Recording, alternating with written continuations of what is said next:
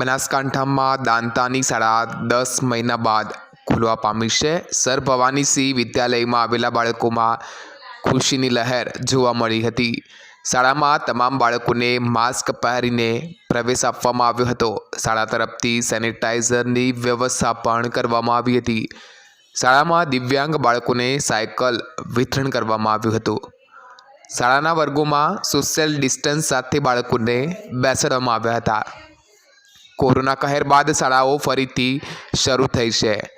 બાળકો પણ ઘરેથી ટિફિન લઈને આવે છે। દાંતાની શાળા 10 મહિના બાદ ખુલી। સર ભવાની સિંહ વિદ્યાલયમાં આવેલા બાળકોમાં ખુશી જોવા મળી હતી। બ્યુરો રિપોર્ટ, બનાસ રત્ન ન્યૂઝ।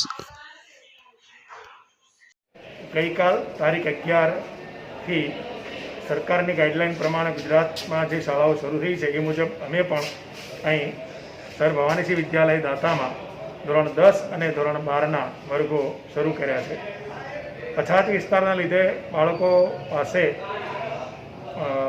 મોબાઈલ ફોન, એન્ડ્રોઈડ અને નેટની સગવડ ઉપલબ્ધ નથી, જેથી કરીને બાળકો ઘરે બેસીને જોઈતા પ્રમાણમાં અભ્યાસ કરી શક્યા નહોતા।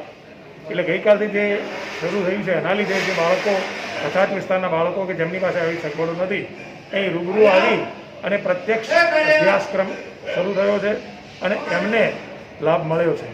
બીજું, સરકારે જે 30% અભ્યાસક્રમ ઓછો કર્યો છે, બાકીનો 70% અભ્યાસક્રમ જે ચલાવવાનો છે એનું કામકાજ ગઈકાલે અમારી શાળામાંથી શરૂ થયું છે।